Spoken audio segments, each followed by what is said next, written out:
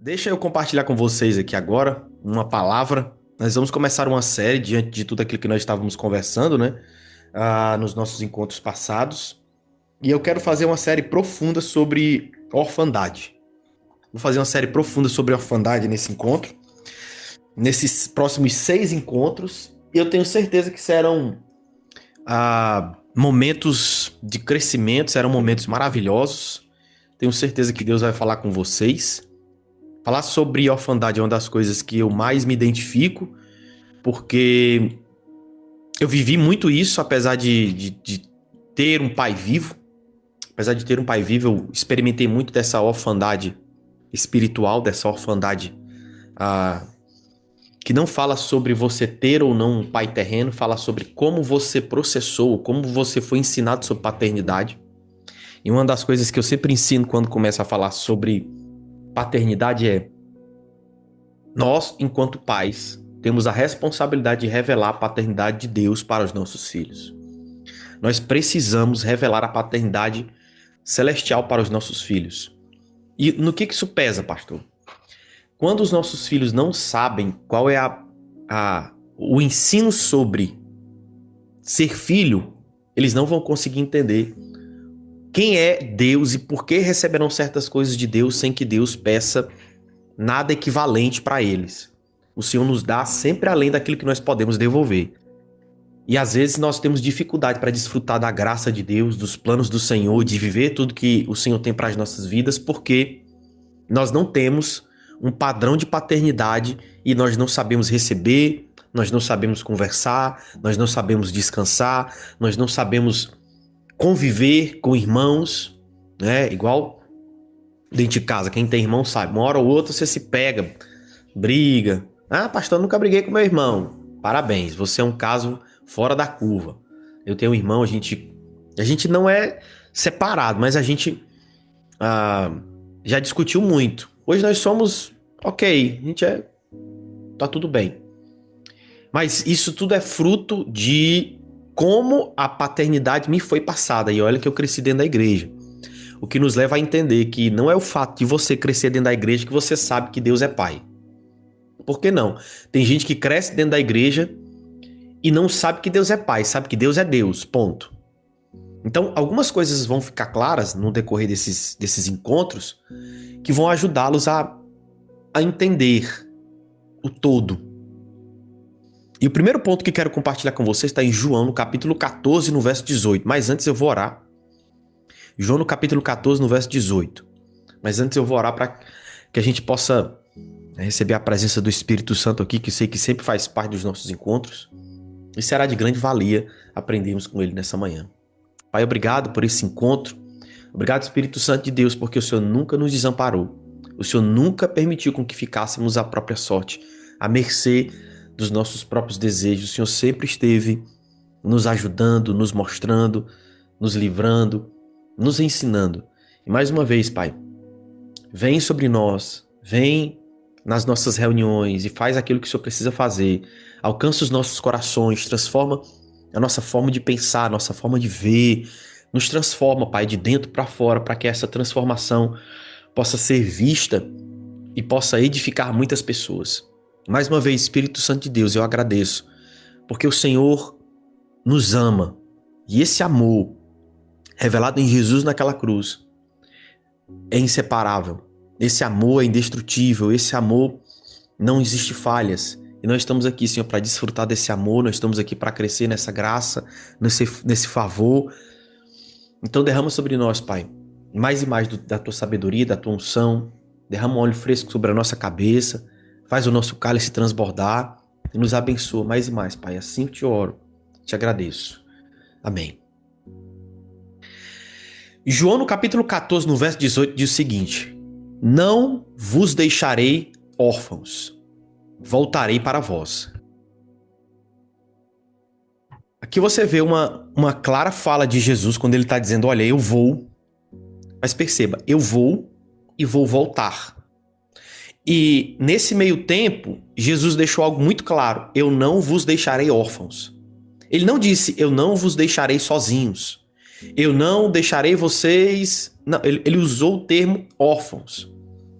ele usou o termo órfãos. E é interessante isso, porque quando nós observamos a forma de Deus trabalhar, ele sempre traz a ideia da filiação para que nós possamos entender tudo aquilo que ele tem para as nossas vidas. É um versículo, mas ele é muito profundo. Não vos deixarei órfãos. E esse primeiro encontro de hoje é a série Orfandade Espiritual, da carência à paternidade. E esse primeiro encontro é identidade fragmentada, o preço de não saber quem você é. Ontem nós estávamos conversando com uma pessoa e nós estávamos justamente falando sobre como Deus trabalha manifestando sua vontade em nossas vidas. E eu disse o seguinte, olha, às vezes quando a gente está aprendendo sobre Deus, aprendendo sobre ouvir a voz de Deus, uma das coisas que eu percebo é que por não entender como se manifesta a vontade de Deus, as pessoas às vezes esperam que Deus decida tudo por elas. Mas eu vou te dar um exemplo. O que muda se você quiser um carro? Se você escolher entre um Fiat e entre um Peugeot, entre um Ford e entre um BYD, não muda muita coisa, não. O que eu quero te ensinar com isso? Que existe um limite onde Deus permite com que nós possamos agir, tomar decisões, sem que nós sejamos marionetes, que tudo aquilo que formos fazer, a gente espera que Deus decida por nós. Ah, eu vou sair com a camisa azul ou amarela? Azul ou branca? Não sei, Deus não me apontou ainda. Ô lindo, decida a sua camisa aí, tá tudo bem. Ah, mas e quando Deus diz não? Aí eu quero que você entenda como se fosse uma criança, correndo numa certa limitação, brincando num certo lugar. E aí você diz... Ô fulaninha, aqui você pode brincar. Brinque do jeito que você quiser. Vá, contanto que você não se coloque em perigo, tá tudo bem. Se você for correr pra rua, não é pra fazer isso. O que Deus faz? Ele nos deixa um espaço onde nós possamos ter liberdade. Para que a gente possa tomar certas decisões. E uma das coisas mais importantes que você vê no crescimento de um filho é que ele tomar certas decisões já significa que ele está crescendo. Então, no começo, você faz tudo.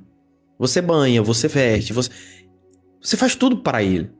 E quando ele vai crescendo, ele vai escolhendo a roupa que ele quer vestir, ele vai tomando banho sozinho, ele vai escolhendo ali o café da manhã que ele quer tomar, o almoço, ele vai se tornando mais independente em certas coisas, em outras não.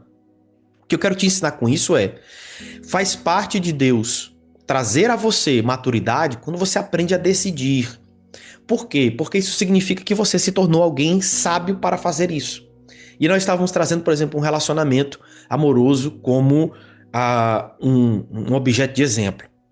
Relacionamento amoroso, Deus não vai decidir por você. Deus não vai pegar uma pessoa e colocar aqui, olha, é essa pessoa aqui, tá? Case com essa daqui, porque foi essa daqui que eu fiz para você. Deus não fez ninguém para ninguém.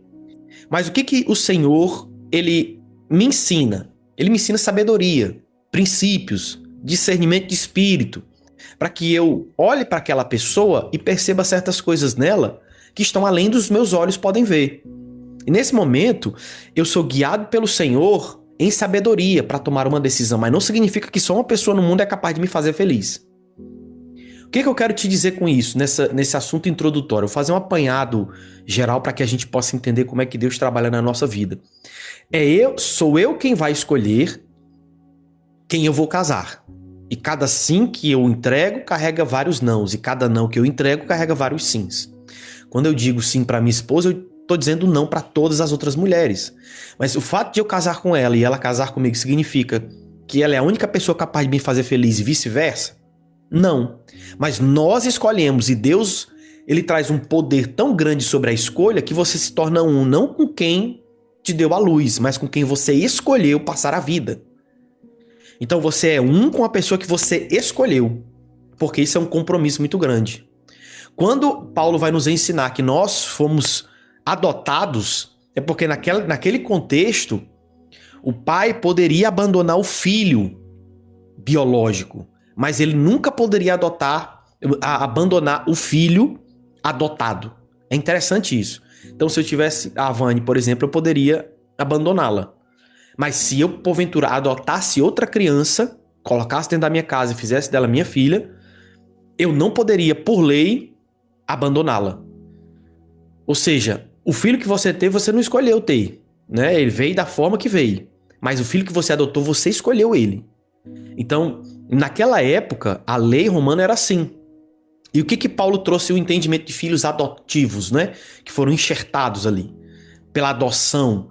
É justamente para nos trazer o entendimento de que Deus não pode nos abandonar pela própria palavra e pelo caráter que ele tem. Então, Deus não nos abandona. Se nós estivermos nele, em Cristo, não existe a sequer possibilidade de Deus nos abandonar. E quando nós percebemos Deus, ele não quer filhos que sejam marionetes, ele quer filhos que tenham sabedoria e possam decidir com maturidade. Então o Senhor a todo momento está nos ensinando, nos mostrando. E aí quando eu trago isso para a vida relacional, como estava falando agora há pouco, eu decido a pessoa que vou casar. Onde entra o papel de Deus? Me dando sabedoria, discernimento, me mostrando sobre o caráter daquela pessoa, me dando oportunidades para estar com essa pessoa. Como, por exemplo, eu morava em outra cidade, então eu tinha que vir para cá. E parecia assim uma coisa esquisita, porque eu falei assim, Deus, se existe algo bom, se existe algo louvável nesse relacionamento, me ajuda. E eu vinha para cá com passagens assim, era mais barato vir de avião do que de ônibus, para você ter uma ideia. Então eu conseguia promoções que não sabia de onde surgiam. E eu percebi que era Deus me ajudando, porque havia uma palavra que a Luciene era uma pessoa de Deus, era uma pessoa de caráter. Então, não é que o Senhor vai escolher por mim, mas é que o Senhor me ajuda a escolher. Não é que o Senhor fará por mim, mas o Senhor me ajuda a fazer. E aí, nessas nuances de decisões do dia a dia, nós não nos tornamos independentes, mas nos tornamos maduros. Porque em tudo que decidimos, estamos dependendo do Senhor. Mas isso não significa que Ele vai decidir tudo por nós. A roupa que você veste, você decide a roupa que você vai vestir. Se você quer uma roupa mais larga, se você quer uma roupa mais justa, cabe a você olhar para o espelho e dizer, essa roupa agrada ao Senhor ou não? Essa roupa alegra o Senhor ou não? E essa mentalidade de agradar, ela foge da mentalidade de pecado. Por quê? Porque nós, enquanto escravos, nós temos medo de ser substituído. Nós, enquanto filhos, não temos medo. Nós não queremos viver pensando que seremos substituídos, porque o filho não será substituído. O filho continua sendo filho, independente daquilo que aconteça. Já o servo, não. O servo está a todo momento tentando ser útil, para que na utilidade dele ele seja aceito, para que na utilidade dele ele seja importante. A importância do filho não está naquilo que ele faz, está naquilo que ele é. E essa dinâmica muda a partir do momento que nós aceitamos Jesus como nosso único e suficiente Salvador, e a nossa mentalidade muda para filhos que agradam a Deus. E o filho que agrada a Deus, ele não está preocupado com o pecado, porque se ele agrada ao Senhor, consequentemente ele não peca. Se eu olho para o espelho e digo, a minha roupa não está boa, não agrada a Deus, eu consequentemente vou trocá-la e colocar uma roupa mais comportada para que eu agrade ao Senhor dessa forma. Ou eu posso olhar para o espelho com a mentalidade de escravo e dizer, não, eu estou pecando fazendo isso, eu estou pecando fazendo aquilo, eu estou pecando. Ou seja, o foco seu está no erro, está na falha, e não em agradar o coração de Deus. Isso significa que a sua mentalidade ainda está presa ao pecado e não liberta pela revelação da verdade. Quando a sua mentalidade está liberta pela revelação da verdade, o seu desejo interno é de agradar ao Senhor, agradar ao seu Pai, porque é melhor entregar um presente do que um pedido de desculpas. E eu prefiro muito mais gastar as minhas energias, a minha vontade, tudo que tenho, para agradar ao Senhor, do que para fazer coisas que não são não são pecado, por exemplo. A todo momento, isso é pecado, isso não é. Na igreja, por exemplo, eu vi muitas coisas desse tipo e vi muitos jovens se perderem. Por quê? Porque eles estavam tão focados em fazer assim, não, isso aqui não pode porque é pecado, isso aqui não pode porque é pecado, isso aqui também não pode porque é pecado, isso aqui não pode porque é pecado. E se você perceber, a maioria das coisas que disseram que não podia porque era pecado é mentira. Não tem nada a ver. Parede branca, parede preta. Não, é mentira, isso não tem nada na Bíblia dizendo que isso é pecado. Pintar a parede de branco, pintar a parede de azul, de rosa, de vermelho, a parede não tem nada a ver. Mas o que é levado em consideração? A doutrina alinhada com a palavra que está sendo pregada dentro da parede branca, da parede preta, da parede rosa. Calça comprida. Tinha uma época na minha adolescência que mulher não podia usar calça comprida, só saia. E aí é pecado. Aí quando você olhava a irmã de saia, tava pecando mais do que se ela tivesse de calça. Que parecia que colocava aquela saia a vácuo. Ah, não pode ter bateria na igreja. Ah, não pode bater palma. Já passei por tudo isso, querido. E aí vem aquele questionamento. Não pode bater palmas? Será que bater palmas é pecado? Será que louvar, dar glórias a Deus no meio do culto é pecado? Entende? Por um momento a igreja focou tanto naquilo que é pecado, naquilo que não é, que as pessoas foram estando tão sufocadas que elas queriam sair da igreja. E teve um êxodo muito grande de jovens da igreja na minha época. Eu conheço inúmeros filhos de pastores que não aguentaram a pressão. Porque na igreja, o filho de qualquer outro irmão podia destruir o banco, podia quebrar tudo, podia... Não, paciência, o filho do irmão, é só uma criança. Agora, quando era o filho do pastor...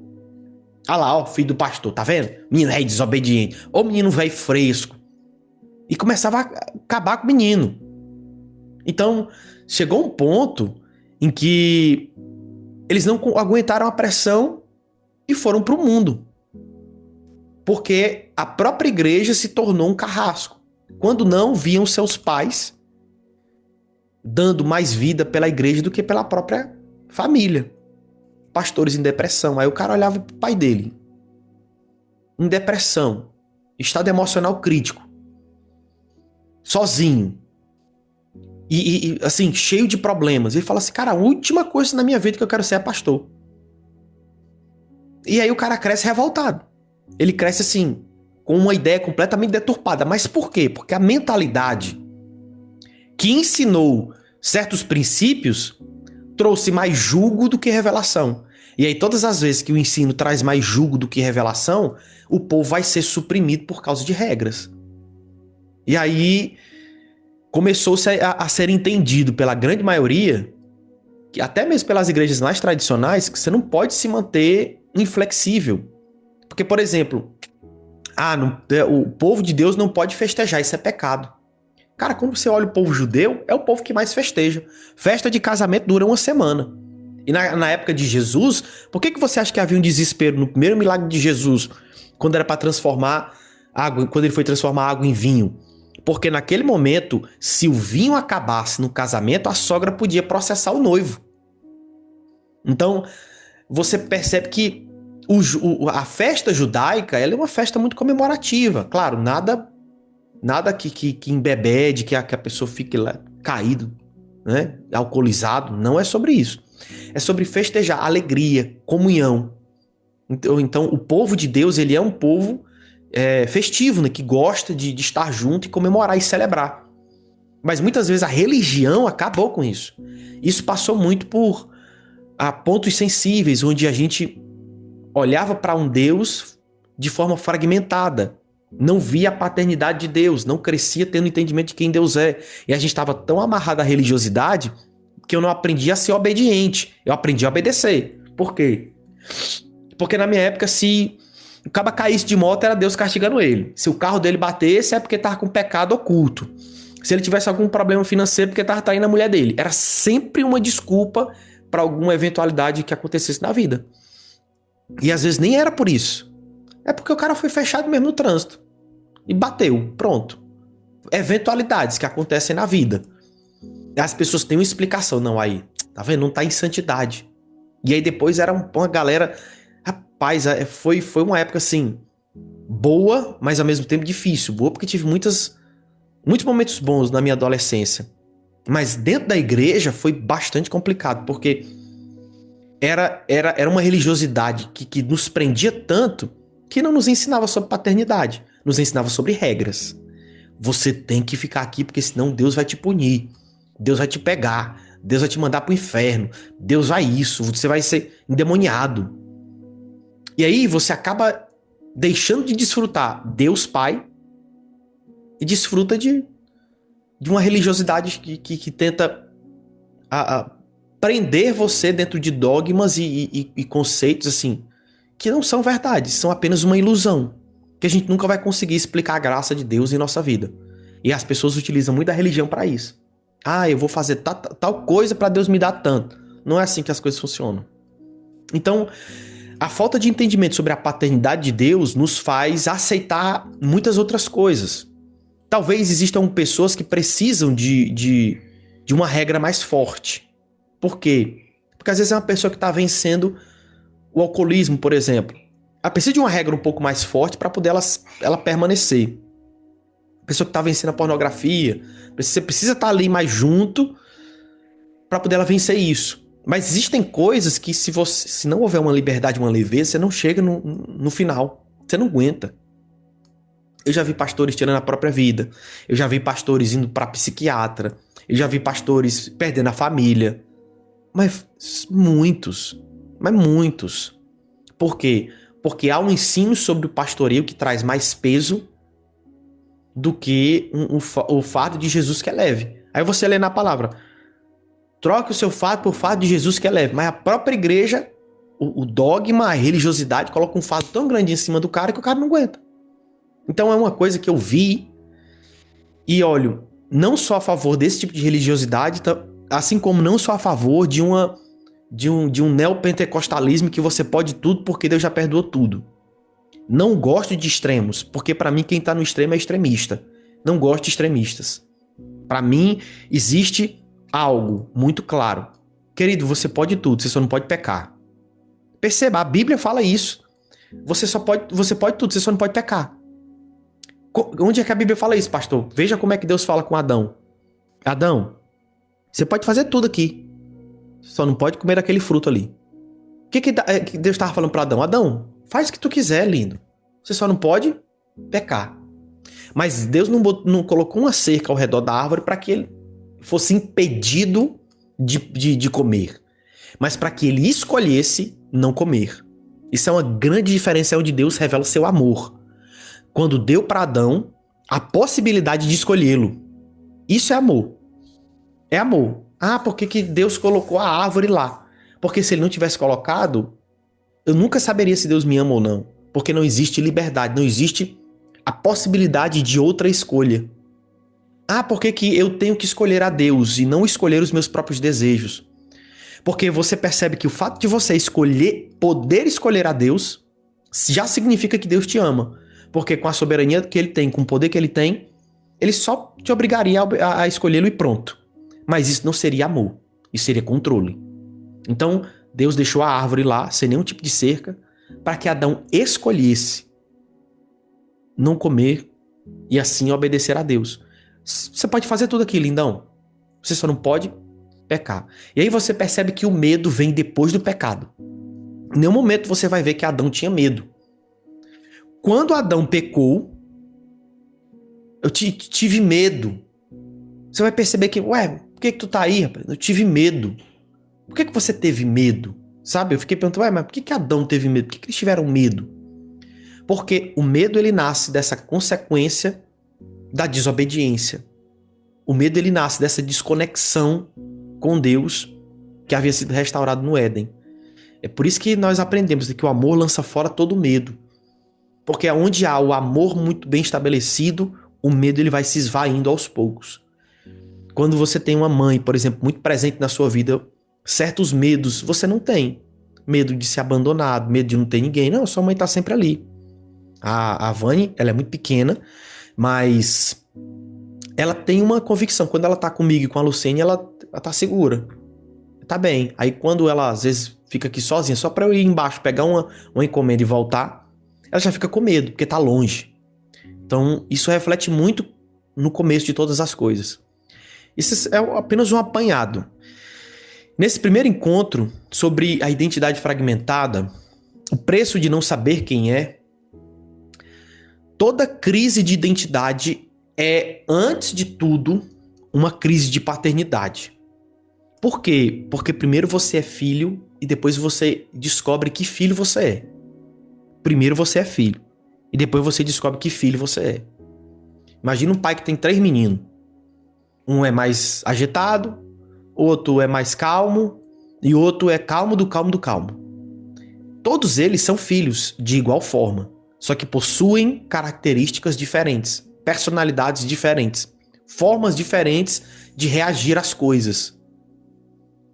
Ou seja, a identidade deles é fundamentada na filiação que eles têm. O mundo hoje está cheio de pessoas que vestem máscaras, assumem rótulos, vivem de performance, porque no mundo nunca conheceram a voz que diz: esse é o meu filho amado. Deus fala isso para Jesus quando ele está sendo batizado. Quando ele está sendo batizado, Deus fala assim para ele: eis o meu filho amado, em quem me compraz, em quem tenho alegria. E Deus está falando para ele. Deus está falando para Jesus. Quando você percebe Jesus ali na transfiguração, né, no monte, Deus mais uma vez fala, e você percebe que ele está dizendo: este é o meu filho amado. Tem uma hora que Deus fala para Jesus e tem hora que Deus fala para o povo que está vendo Jesus.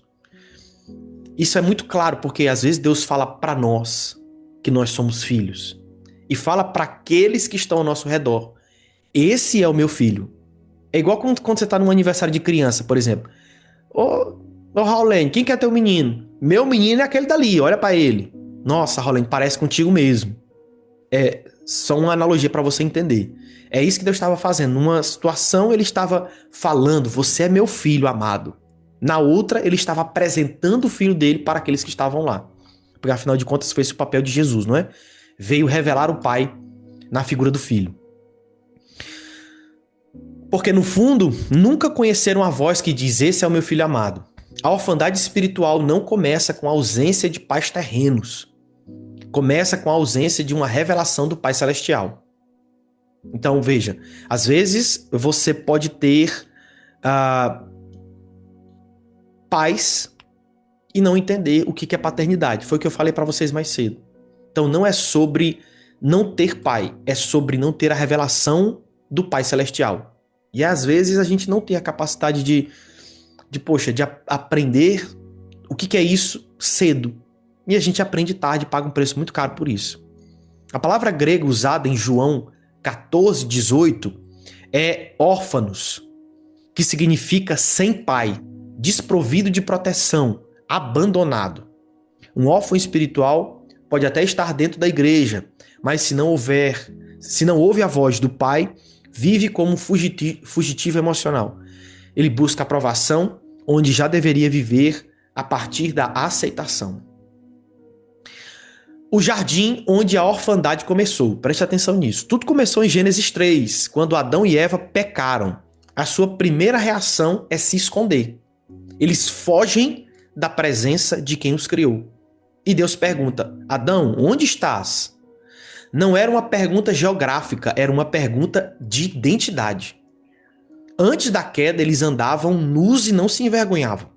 Depois da queda, passaram a se vestir de folhas, uma metáfora para que todos os nossos mecanismos de camuflagem emocional, autossuficiência, religiosidade, orgulho e comparação. As roupas que eles usavam, que não eram roupas, né? Mas o que estavam tapando a sua nudez havia sido feito por eles. O que aconteceu depois? Deus arrumou pele de animal para cobri-los. Quando você percebe isso, por que Deus fez isso para com eles?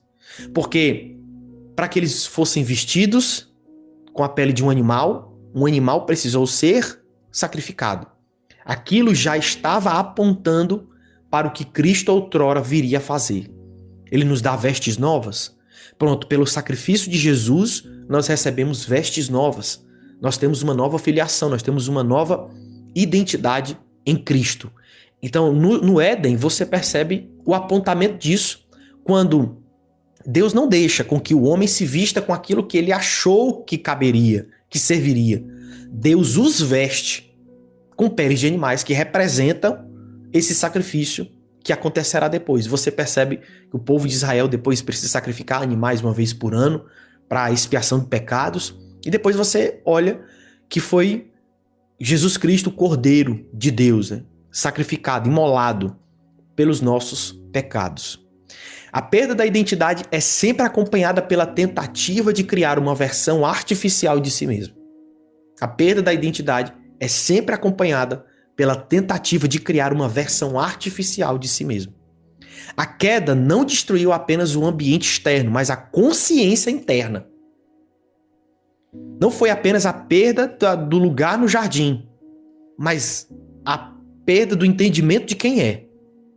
Quem eu sou diante de Deus. E geralmente você tem medo do que você não conhece, né? Você tem medo do que você não sabe, você tem medo do que você não conhece. E Adão se escondeu porque teve medo. Isso significa que ele perdeu essa noção de quem ele era com Deus. Algo que era tão normal, tão natural. Existe uma naturalidade do relacionamento dele para com Deus. Essa naturalidade foi quebrada por causa do pecado. Em Lucas 15, Jesus narra a famosa parábola do filho pródigo. Há 2 filhos, mas os 2 têm uma mentalidade de órfão. Veja, eu falei, os 2 têm uma mentalidade de órfão. O mais novo pensa, eu só sou aceito se tiver algo a oferecer. Por isso, pede herança e foge. O mais velho pensa, eu só sou aceito porque sirvo bem. Por isso se ofende quando o pai celebra o irmão mais novo. Ambos vivem em performance e não em filiação. A fala do filho mais velho se revela o coração. A fala do filho mais velho revela o coração de órfão. Há tantos anos te sirvo e nunca transgredi um mandamento teu e nunca me deste um cabrito. Veja, ele estava na casa, mas não vivia como filho, ele vivia como servo. O órfão espiritual mora perto do pai, mas longe do coração do pai. E eu coloquei algumas características aqui, e vou a alguns exemplos que quero trazer para vocês. Características de identidade fragmentada, desconstruída. Comparação constante. Quem não sabe quem é sempre mede o valor pela régua alheia. Necessidade de aceitação. O órfão precisa ser o melhor porque teme ser invisível. Desconforto com o silêncio. O silêncio ativa a dor da rejeição não tratada. Desconforto com o silêncio. O silêncio ativa a dor da rejeição não tratada. Isso aqui é muito forte, irmão. Porque realmente tem gente que foge do silêncio, foge desse lugar silencioso. Dificuldade de receber amor. O amor genuíno parece estranho para quem vive de méritos. O amor genuíno parece estranho para quem vive de méritos. Para quem vive por receber correlacionado àquilo que você fez. Autoimagem distorcida. O espelho do órfão é o comportamento alheio e não a palavra de Deus. O espelho do órfão é o comportamento alheio e não a palavra de Deus. Exemplos bíblicos que trouxe aqui para vocês. Saul, o órfão. Saul foi escolhido por Deus, mas a sua insegurança o levou à ruína. Sempre reagia baseado no que as pessoas pensavam. 1 Samuel 15, 24. Não no que Deus dizia. Ele perseguiu Davi não porque Davi era perigoso, mas porque a sua alma não suportava ver alguém que conhecia o pai melhor do que ele. Sua alma não suportava ver alguém escolhido pelo pai que não fosse ele. Moisés, o órfão que precisava encontrar a sua identidade. Cresceu no Egito, foi criado em palácio, mas não sabia quem era. O chamado de Moisés só se cumpre quando ele ouve Deus no deserto dizendo: eu sou o Deus do teu pai. Deus precisava reconectar Moisés a uma paternidade espiritual antes de enviá-lo em uma missão sobrenatural. Você pode ter crescido sem pai, pode ter sido ferido por líderes, ignorado por quem deveria te abraçar, mas há uma voz que ainda ecoa dizendo: este é o meu filho amado, em quem tenho alegria, em quem me comprazo. Essa voz liberada sobre Jesus antes de qualquer milagre, antes de qualquer ministério, antes de qualquer aprovação. Por qual motivo? Jesus não havia feito nada antes. Jesus não havia feito nenhum milagre. Foi a voz de Deus que veio primeiro dizendo isso a ele. Porque o Pai queria nos mostrar que a identidade precede do propósito e a filiação precede a sua identidade. Eu primeiro sou filho, depois entendo que filho que sou, depois entendo que propósito que tem. É uma cadeia que precisa ser trabalhada. Filiação, identidade e propósito. Quem não sabe quem é, sempre tentará provar quem é. Anotei alguns pensamentos aqui. Quem não sabe quem é, sempre tentará provar quem é. A orfandade não é falta de pai, é falta de revelação. Deus não te chamou para viver por uma performance, mas por uma presença. A cura da alma começa quando você ouve a voz que te nomeia, que te chama de filho, né? E a identidade espiritual não se conquista, se recebe. E aqui eu finalizo esse nosso primeiro encontro para a gente começar a entender sobre paternidade. Eu acho que até passei um pouquinho do horário. Mas eu acho que para uma introdução já deu para, né, fundamentar algumas coisas que são imprescindíveis, principalmente no que a gente, no que tange falar sobre filiação, sobre identidade, sobre características. Aqui a gente vai trabalhar nos outros pontos sobre orfandade, para vocês terem uma noção. O órfão que não sabe amar, um encontro. O órfão que serve, mas não se sente filho. Deixa eu olhar aqui os outros encontros. O órfão que teme a escassez. E aqui, queridos, tem várias outras coisas que a gente vai trabalhar a orfandade em todas as áreas da sua vida. E eu tenho certeza que será maravilhoso. Eu espero que nesse primeiro momento vocês tenham entendido, né? Vocês tenham, poxa, comecei a entender o que significa orfandade. E não se sintam, não se sintam culpados, tá? Eu demorei muito tempo para entender tudo isso que estou passando aqui para vocês. Demorei muito tempo mesmo. Tive muitos problemas ministeriais, tive muitos problemas de prosperidade, tive muitos problemas de tanta coisa, porque parece que a filiação mal revelada, ela desencadeia uma série de outros problemas que você só percebe quando você está no momento crítico.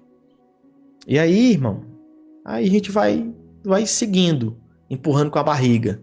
Mas chega uma hora que a gente não aguenta mais, porque para avançar para um próximo nível, a gente precisa resolver essas pendências, preencher essas lacunas que estão em aberto com a revelação do Espírito Santo em nossa vida. Amém, lindos? Falem comigo.